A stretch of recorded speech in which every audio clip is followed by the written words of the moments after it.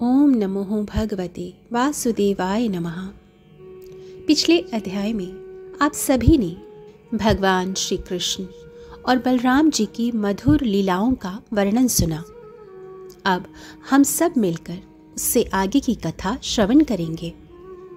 जब नंद बाबा आदि बड़े बूढ़े गोपों ने देखा कि महावन में तो बड़े बड़े उत्पात होने लगे हैं, तब वे लोग इकट्ठे होकर अब ब्रजवासियों को क्या करना चाहिए, इस बात पर विचार करने लगे। उनमें से एक गोप का नाम था उपनंद। वे अवस्था और ज्ञान दोनों में बड़े थे। उन्होंने कहा कि ब्रज में बहुत उत्पात होने लगे हैं, इस कारण हमें अपने परिवार और बच्चों को लेकर यहाँ से कहीं और चले जाना चाहिए। वृंदावन नाम का एक वन है, उसमें छोटे छोटे और भी बहुत से नए नए हरे भरे वन हैं।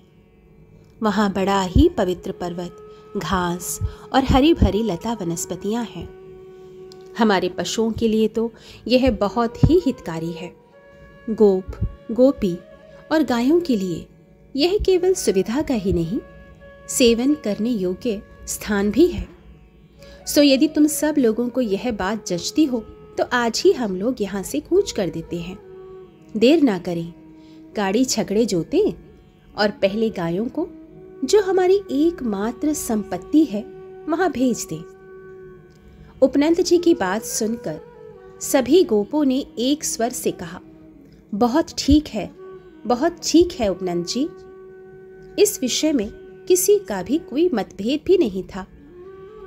सभी लोगों ने अपने अपने झुंड की गायें इकट्ठी की और छकड़ों पर घर की सारी सामग्री लादकर वृंदावन की यात्रा की। परीक्षित, ग्वालों ने बूढ़ों, बच्चों, स्त्रियों और सब सामग्रियों को छकड़ों पर चढ़ा दिया और स्वयं उनके पीछे पीछे धनुष बाण लेकर बड़ी ही सावधानी से चलने लगे। उन्होंने गौ और बछड़ों को तो सबसे आगे कर लिया और उनके पीछे पीछे सिंगी और तुरही जोर जोर से बजाते हुए चले। उनके साथ ही साथ पुरोहित लोग भी चल रहे थे। गोपियां सुंदर सुंदर वस्त्र पहनकर, गले में सोने के हार धारण किए हुए रथों पर सवार होकर चली और बड़े आनंद से भगवान श्री कृष्ण की लीलाओं के गीत गाती जाती थी। यशोदा रानी और रोहिणी जी ने भी वैसे ही सज धज कर अपने प्यारे पुत्र श्री कृष्ण और बलराम के साथ एक छकड़े पर शोभायमान हो रही थी। वे अपने दोनों बालकों की तोतली बोली सुन सुनकर भी अघाती न थी और भी सुनना चाहती थी। वृंदावन बड़ा ही सुंदर वन है। चाहे कोई भी ऋतु हो, वहां सुख ही सुख है। उसमें प्रवेश करके ग्वालों ने अपने छकड़ों को अर्धचंद्राकार मंडल बांधकर खड़ा कर दिया और अपने गोधन के रहने योग्य स्थान भी बना लिया। परीक्षित, वृंदावन हरा भरा वन था, अत्यंत मनोहर। गोवर्धन पर्वत और यमुना नदी के सुंदर सुंदर पुलिनों को देखकर भगवान श्री कृष्ण और बलराम जी के हृदय में उत्तम प्रीति का उदय हुआ। राम और श्याम दोनों ही अपनी तोतली बोली और अत्यंत मधुर लीलाओं से गोकुल की ही तरह वृंदावन में भी ब्रजवासियों को आनंद देते रहे। थोड़े ही दिनों में समय आने पर वे बछड़े चराने लगे। दूसरे ग्वाल बालों के साथ खेलने के लिए बहुत सी सामग्री लेकर वे घर से निकल पड़ते और गायों के रहने के स्थान के पास ही अपने बछड़ों को चराते थे। श्याम और राम कहीं बांसुरी बजा रहे हैं तो किसी समय अपने पैरों के घुंघरू पर तान छेड़ रहे हैं, तो कहीं बनावटी गाय और बैल बनकर खेल रहे हैं। परीक्षित, इस प्रकार सर्वशक्तिमान भगवान साधारण बालकों के समान खेलते रहते। एक दिन की बात है, श्याम और बलराम अपने प्रेमी सखा ग्वाल बालों के साथ यमुना तट पर बछड़े चरा रहे थे। उसी समय उन्हें मारने की नीयत से एक दैत्य आया। भगवान ने देखा कि वह बनावटी बछड़े का रूप धारण करके बछड़ों के झुंड में मिल गया है। वे आंखों के इशारे से बलराम जी को दिखाते हुए धीरे धीरे उसके पास पहुंच गए। उस समय ऐसा जान पड़ता था मानो वे दैत्य को पहचानते ही नहीं हैं और उस हट्टे कट्टे सुंदर बछड़े पर मुग्ध हो गए हैं। भगवान श्री कृष्ण ने पूंछ के साथ उसके दोनों पिछले पैर पकड़कर आकाश में घुमाया और मर जाने पर कैथ के वृक्ष पर पटक दिया। उसका लंबा तगड़ा दैत्य शरीर बहुत से कैद के वृक्षों को गिराकर स्वयं भी गिर पड़ा। यह देखकर ग्वाल बालों के आश्चर्य की सीमा न रही और वे अपने प्यारे कन्हैया की प्रशंसा करने लगे। देवता भी बड़े आनंद से फूलों की वर्षा करने लगे। परीक्षित, जो सारे लोगों के एकमात्र रक्षक हैं, वे ही श्याम और बलराम अब बछड़ों के चरवाहे बने हुए हैं। वे तड़के ही उठकर कलेवे की सामग्री ले लेते और बछड़ों को चराते हुए एक वन से दूसरे वन में घूमा करते थे। एक दिन की बात है, सब ग्वाल बाल अपने झुंड के बछड़ों को पानी पिलाने के लिए तट पर ले गए। उन्होंने पहले बछड़ों को जल पिलाया और फिर स्वयं भी पिया। ग्वाल बालों ने देखा कि यहाँ एक बहुत बड़ा जीव बैठा हुआ है।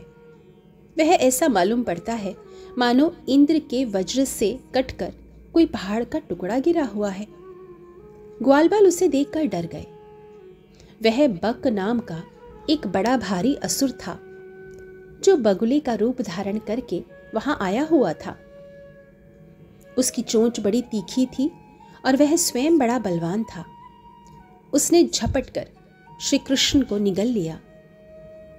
जब बलराम आदि बालकों ने देखा कि वह बड़ा भारी बगला श्री कृष्ण को निगल गया है, तब उनकी वही गति हुई जो प्राण निकल जाने पर इंद्रियों की होती है। वे सब अचेत हो गए। परीक्षित, श्री कृष्ण लोक पितामह ब्रह्मा के भी पिता हैं। वे लीला से ही बालक बने हुए हैं।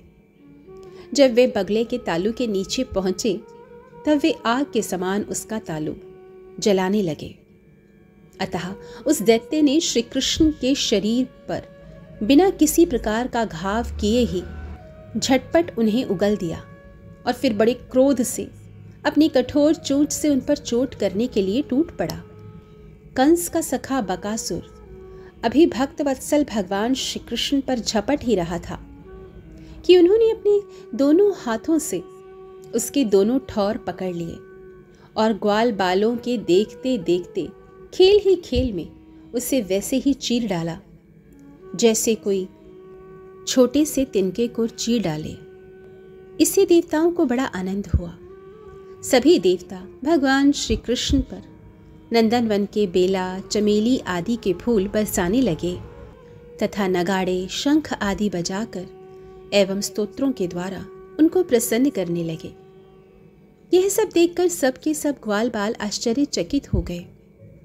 जब बलराम आदि बालकों ने देखा कि श्री कृष्ण बगुले के मुख से निकलकर हमारे पास आ गए हैं, तब उन्हें ऐसा आनंद हुआ मानो प्राणों के संचार से इंद्रियां सचेत और आनंदित हो गई हों।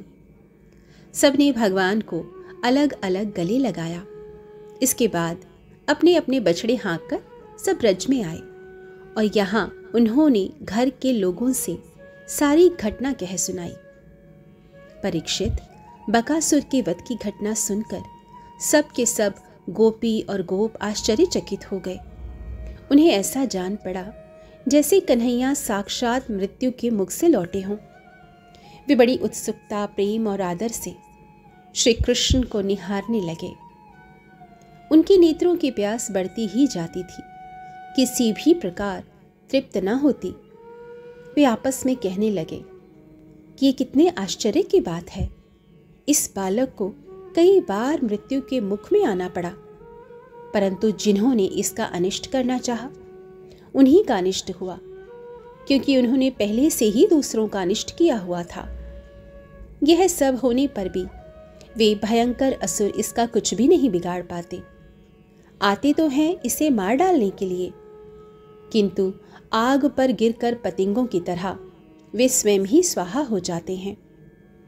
सच है, ब्रह्मवेत्ता महात्माओं के वचन कभी झूठे नहीं होते। देखो ना, महात्मा गर्गाचार्य ने जितनी बातें कही थी, सब की सब 16 आने ठीक उतर रही हैं।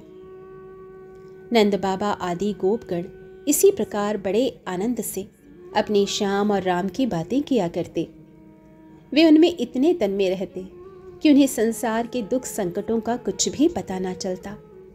इसी प्रकार श्याम और बलराम ग्वाल बालों के साथ कभी आंख में चौली खेलते तो कभी पुल बांधते, कभी बंदरों की भांति उछलते कूदते तो कभी और कोई विचित्र खेल खेलते। इस प्रकार के बालोचित खेलों से उन दोनों ने ब्रज में अपनी बाल्यावस्था व्यतीत की। 11वां अध्याय समाप्त हुआ।